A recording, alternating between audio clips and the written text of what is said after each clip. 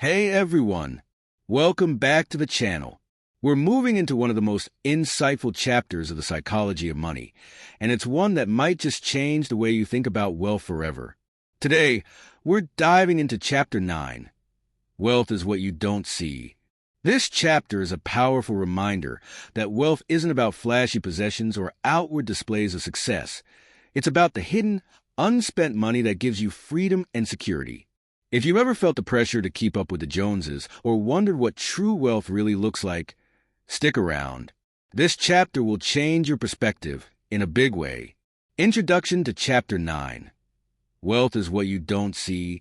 Housel opens the chapter by challenging the common definition of wealth. He explains that in today's society, we often equate wealth with visible displays of affluence, luxury cars, designer clothes, or sprawling mansions. But true wealth is different. It's the money you don't spend, the savings, investments, and financial choices that allow you to live life on your own terms. Housel sums it up beautifully. Spending money to show people how much money you have is the fastest way to have less money. Core concepts from Chapter 9. Housel highlights 3 key ideas in this chapter that redefine how we think about wealth. 1.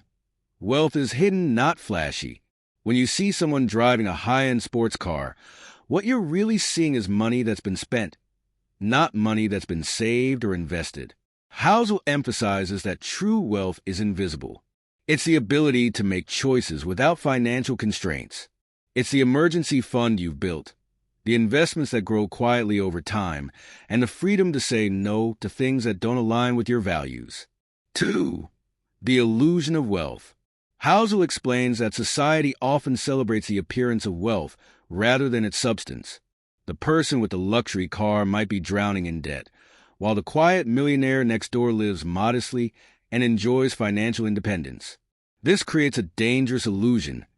We aspire to look wealthy instead of actually being wealthy. 3. Wealth is about options. The ultimate purpose of wealth isn't to buy things. It's to buy freedom. Housel argues that wealth gives you options. It allows you to take risks, change careers, or retire early. It's not about what you own. It's about the opportunities your financial choices create. Storytelling moments. Housel brings these concepts to life with memorable stories. The Quiet Millionaire. He tells the story of a man who lived modestly, never flaunted his wealth, and retired early with financial freedom. While his lifestyle didn't turn heads, it allowed him to live life on his own terms, something far more valuable than external validation. The price of flashy spending. Housel contrasts this with stories of people who spent lavishly to appear wealthy, only to find themselves in financial ruin. These examples illustrate the importance of focusing on long-term goals rather than short-term appearances. Key takeaways. Here are the lessons we can take from Chapter 9. 1. Wealth is the money you don't spend. True wealth is about what you save and invest, not what you show off. 2. Focus on freedom, not validation. Use your money to create options and security, not to impress others. 3. Beware of lifestyle inflation. Resist the urge to spend more as you earn more. Instead, prioritize building wealth that lasts. 4. Celebrate the invisible. Remember that the most financially successful people are often those you'd never guess because they don't feel the need to show it. Why it matters. This chapter is so impactful because it shifts the way we think about money and success. 1. It challenges cultural norms. In a world that glorifies outward displays of wealth, Housel's message is a reminder to value what's beneath the surface. 2. It promotes financial security. By focusing on building hidden wealth, you can create a safety net that protects you in uncertain times. 3. It empowers you to live intentionally. True wealth isn't about keeping up with others. It's about living a life that aligns with your values and priorities. Practical applications. Here's how you can apply the lessons from this chapter to your own life. 1. Track your net worth, not your spending. Shift your focus from how much you're spending to how much you're saving and investing.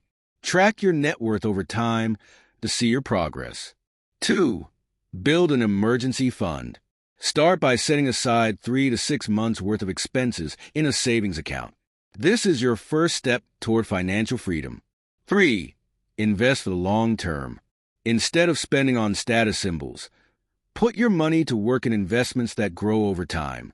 The power of compound interest can quietly build substantial wealth. 4. Practice gratitude. Remind yourself that you don't need to impress others to feel successful. Focus on what you have and the opportunities you're creating for your future. Expanding the conversation. The idea that wealth is what you don't see invites us to question our priorities and redefine success. Ask yourself, what does wealth mean to you? Is it about possessions, or is it about freedom, security, and peace of mind? Let's start a conversation in the comments. What are you doing to build invisible wealth in your life? Closing thoughts. Chapter 9 of The Psychology of Money is a game changer. It challenges us to look beyond the surface and focus on what truly matters. Building wealth that gives us freedom, not just fleeting admiration. The key takeaway? Real wealth isn't about what you show. It's about what you keep and how it shapes your life. Call to action. If this chapter resonated with you, don't forget to hit the like button. It really helps spread these important ideas.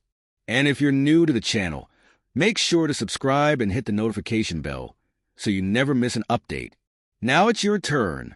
What steps are you taking to build financial freedom and create invisible wealth?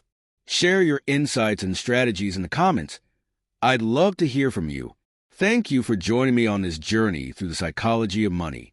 In the next chapter, we'll explore the role of luck and risk in financial success, a fascinating topic that will give you even more clarity on your money journey. Until next time, remember, the greatest financial success isn't seen. It's felt in the freedom you create for yourself. Take care, and I'll see you in the next one.